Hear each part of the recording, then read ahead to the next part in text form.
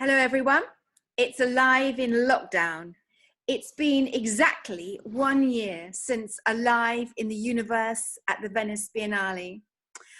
I'm Caroline Wiseman and I'm here to talk to one of the 28 artists who came out with us to Venice exactly this time last year. So I'm talking to Eileen Haring Woods. Eileen, hello. Hello, Caroline. It's lovely to see you. Great, Eileen. So let's think then about the proposition we gave you, which was to think, what does it feel like to be alive in the universe? How did you respond to that proposition of ours? Well, firstly, I was thrilled to be asked to make a piece of work, and I chose to look at a project that I'd originated with you in the Lookout in Aldborough, which was then called Unique in the Universe. I remember it very well. And that was about eyes and communication with people and their eyes, and it was based on a performative element of dialogue and filming, which resulted in short films of people's eyes that were identified only by their eyes, but otherwise totally anonymous. And I remember so well the eyes that you used, the first set of eyes. Tell us about the first set of eyes. Well, it was a very interesting combination of people, a lot of people from here around in Aldborough, and the people from further afield. Some of them were quite famous people, some of them were friends or relations, but the idea that they were not identified within the film as to who they were. And what I found really interesting is there were a lot of people who didn't actually recognize their own eyes. It's crazy. And they would look so stunning, Eileen, when you projected them onto the side of the tower. It was completely, because we have no light pollution here. So you projected here. I'm here I've got the Lookout here in front of me here, and I'm in the art house. And then this is where we do our projections, and you projected onto the tower, and you projected Diana Quick's eyes. And well, she was my first set of eyes. She was the first set. And she was the first set, and the thing was, I met Diana here at the Lookout on in one of your arts club parties. Yeah. And it was the first time I met her. Yeah. And we got on, and so when I originally made that piece of work was to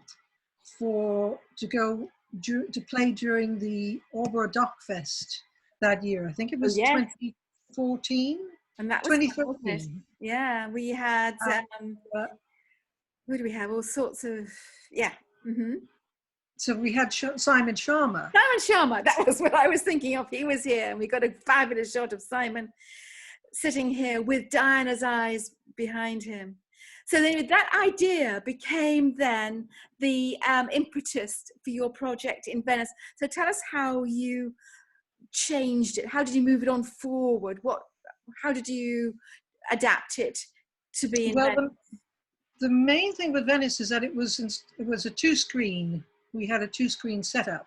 So instead of it being a single film being projected onto a surface, there was the challenge of doing it as two screens, which in many ways made the work deeper, I think, because we had either the same eyes looking at each other across the space in the palazzo, or we had a positioned people who knew each other, or sometimes who didn't know each other. So there was another layer of connectivity with the work.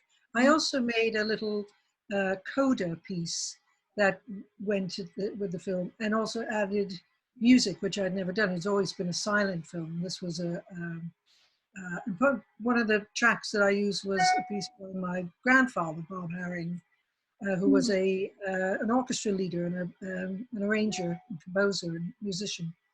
And so that was fun. But the just having people in a room looking at both sides of the two screens was quite challenging. It was stunning. It's a very dramatic piece and very visually aesthetic.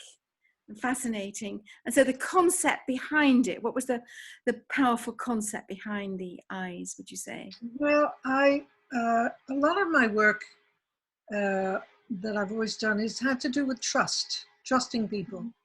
And one of the ways you learn if you can trust someone is if you can look them in the eye and they look you back. You see, you know, their classic statement of the windows of the eyes to the soul, or the eyes of the windows to the soul. It's true.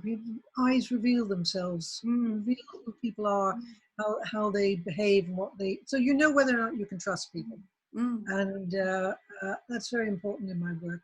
And so I think it's a project that just grows and grows. And one of the other things about the Venice iteration was I put myself in the work, which I haven't done in the past. No, so that was interesting. And of course you are out there for the whole time because you were documenting a lot of the projects that were going on. So it was this time last year we were out there when we had no idea, of course, just as well as not this year, it wouldn't have been going on. We didn't know what the future was going to bring. Tell me how your work, how's your practice been affected by the project you did in Venice? Tell me what you're doing now and what you're doing what work are you doing in lockdown? Well, I think that having the work shown in Venice gave me a lot more confidence in my own work. And so I love working with film. It's my favorite medium. I also like photography and installation, but film is my favorite way to work.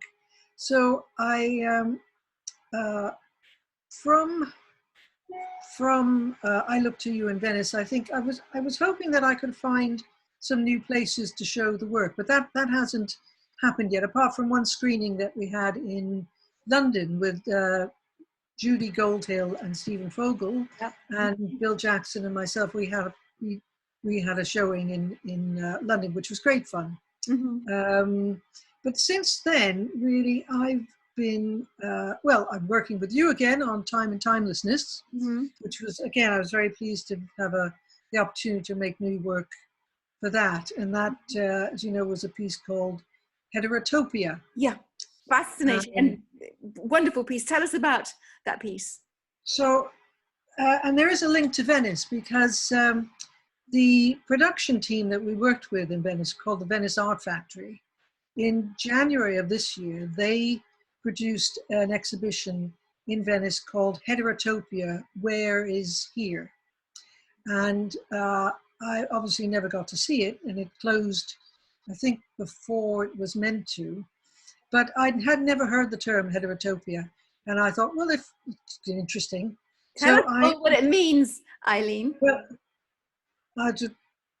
it says heterotopia is a concept elaborated by the French philosopher Michel Foucault to describe certain cultural, institutional, and discursive spaces that are somehow other, disturbing, intense, incompatible, contradictory, or transforming. Heterotopias are world within worlds, mirroring and yet upsetting what is outside.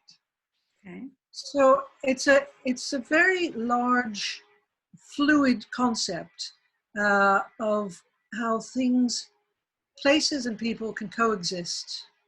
And I mean, it takes a long time to describe, but then there are some people who feel that Foucault was having a laugh with the concept of heterotopia, because heterotopia places can be something and not. Yeah. So, but it sets it up. So the image that you're seeing behind me is the start of the work that has come from the film. But the film was an exercise. It was an experiment in how I would define heterotopia.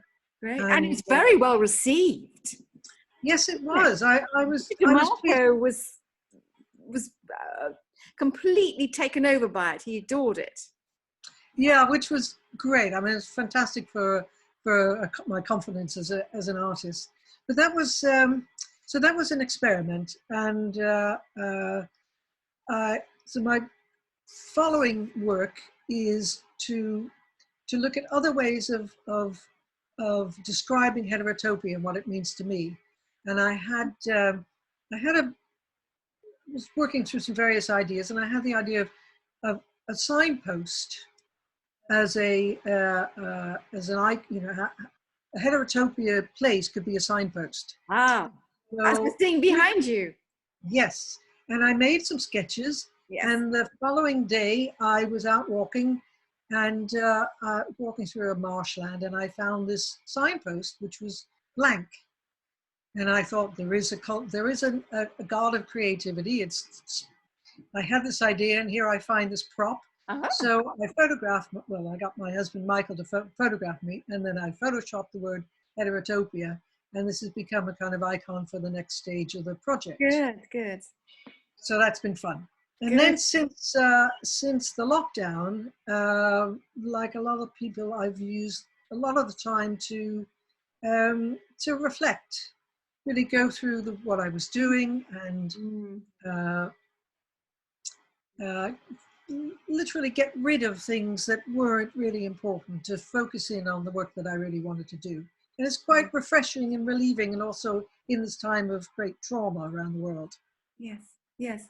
Good, good, good. So, well, thank you so much, Eileen.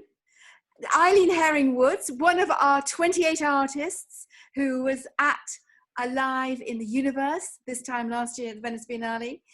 Now we're doing Alive in Lockdown. But thank you so much, Eileen. Bye for now. Bye, everybody. Bye-bye. Bye-bye.